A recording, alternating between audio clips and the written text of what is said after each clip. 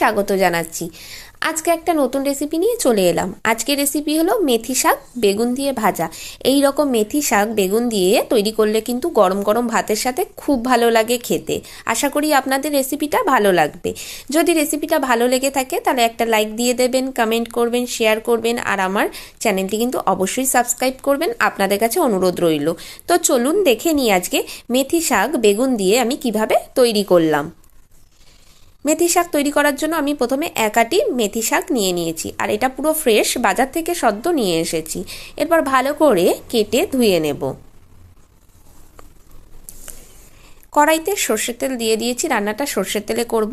ফোড়নে ব্যবহার করছি শুকনো লঙ্কা, দুটো শুকনো লঙ্কা আমি 4 টুকরো করে নিয়েছি, আর দিয়ে দিচ্ছি কালো জিরে বেশ কিছুটা। ফোড়নে যদি এই রকম শুকনো লঙ্কা দেওয়া যায় তাহলে কিন্তু খুব ভালো লাগে, বিশেষ করে শাকের ক্ষেত্রে খুব সুন্দর একটা ফ্লেভার আসে। এরপর 5 থেকে 6টা রসুন কুচিয়ে নিয়েছি, দিয়ে দিলাম তেলের মধ্যে। শাকে রসুন দিলে কিন্তু খুব ভালো লাগে, একটা সুন্দর ফ্লেভার আসে। একটু নাড়াচাড়া করে নিলাম। এরপর কাঁচা লঙ্কা চিড়ে দিয়ে দিচ্ছি। আমি শুকনো লঙ্কা কাঁচা লঙ্কা দুটোই ব্যবহার করছি। এরপর আগের থেকে কেটে রাখা বেগুন ছোট ছোট করে আমি এই তেলের মধ্যে ভেজে ফেলবো।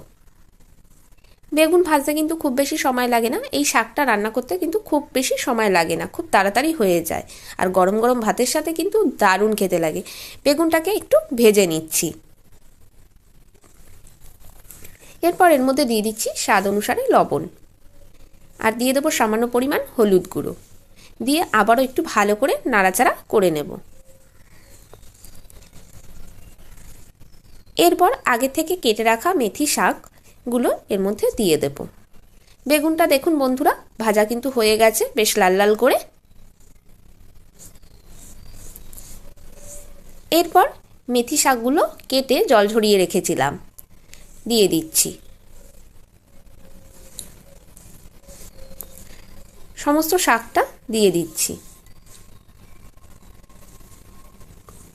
শাকটা দিয়ে এবার খুন্তির সাহায্যে ভালো করে উল্টে পাল্টে নাড়াচাড়া করে নেব।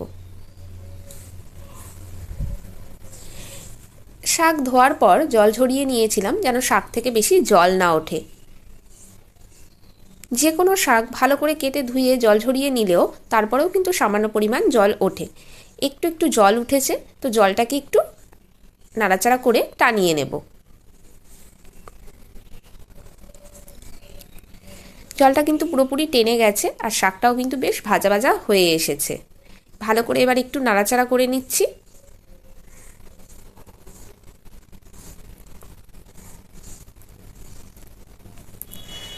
খুন্তির সাহায্যে ভালো করে নাড়াচাড়া করে লাগতে হবে, না হলে কিন্তু কড়াইতে লেগে যেতে পারে। আর গ্যাসের আগুন কিন্তু একদম কমিয়ে রেখেছি। ভালো করে নাড়াচাড়া করে নিলাম। মেথি শাক কিন্তু আমার তৈরি হয়ে গেছে। এরপর গরম গরম সার্ভ করব ভাতের সাথে। মেথি শাক কিন্তু বেগুন দিয়ে আমার তৈরি, ঝটপট হয়ে গেল। আশা করি আপনাদের ভালো লেগেছে রেসিপিটা। যদি ভালো লেগে থাকে তাহলে বরাবরের মতো একটা লাইক দিয়ে দেবেন, কমেন্ট করবেন, শেয়ার করবেন।